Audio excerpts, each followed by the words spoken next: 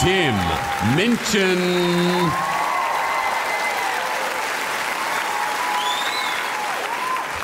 Hello. I'm married to the woman to whom I lost my virginity 16 years ago. It's not quite as sad as it sounds, but it's pretty fucking close. But I like her, you know, and I've written her a song because I can't imagine what my life would be like without her. It's called If I Didn't Have You. Yeah, if I didn't have you. Yeah. If I didn't have you to hold me tight. If I didn't have you to lie with at night.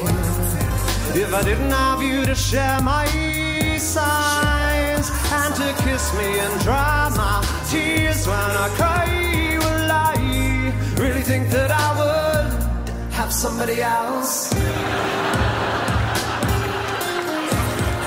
If I didn't have you, someone else would do. Your love is 1 in a million. You couldn't buy it at any price. But of the 9,999,000 other possible loves, statistically some of them would be equally nice. Or maybe not as nice, but say smarter than you. Or dumber but better at sport. Or fucking tracing. I'm just saying I probably have somebody else. If I didn't have you, someone else would do. If I were a rich man, diddle diddle diddle diddle diddle diddle diddle, I guess I would be with a surgeon or a model or a rally of the Royals or a Kennedy or an infomaniacal exhibitionist heiress to a large chain of hotels. If I were a rich man, maybe I would fiddle diddle diddle with the rich man girls. I'm not saying that I'd not love you if I was wealthy or handsome, but realistically there's lots of fish in the sea, and if I had a different rod I would conceivably land some. Even though I am fiscally consistently pitiable and considerably less Brad Pitt than Brad Pitiful, am I really so poor and ugly that you think only you could possibly love me? And I probably have somebody else. If I didn't have you, someone else would do. And look, I'm not undervaluing what we've got when I say that given the role chaos inevitably plays in the inherently flawed notion of fate, it's abstruse to deduce I found my soulmate at the age of 17. It's just mathematically unlikely that at a university in Perth I happen to stumble on the one girl on earth specifically designed for me.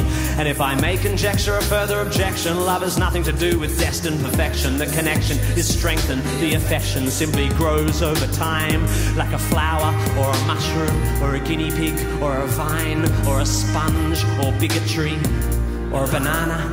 And love is made more powerful by the ongoing drama of shared experience and the synergy of a kind of symbiotic empathy or something. So I trust it goes without saying that I would feel really very sad if tomorrow you were to fall off something high or catch something bad. But I'm just saying, I don't think you're special. I mean, I think you're special, but you fall within a bell curve. I mean, I'm just saying, I probably have somebody else. I think you are unique and beautiful. You make me happy just by being around. But objectively, you would have to agree that, baby, when I found you, options were relatively thin on the ground. You're lovely, but there must be girls as lovely as you, and maybe more open to spanking or fucking table tennis. I'd probably...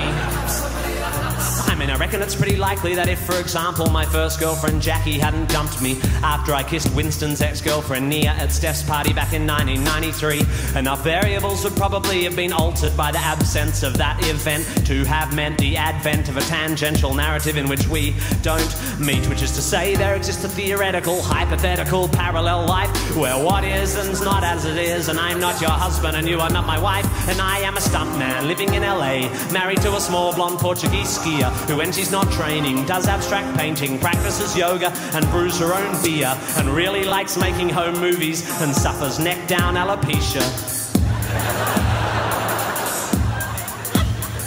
But with all my heart and all my mind, I know one thing is true. I have just one life and just one love, and my love, that love is you. And if it wasn't for you, darling,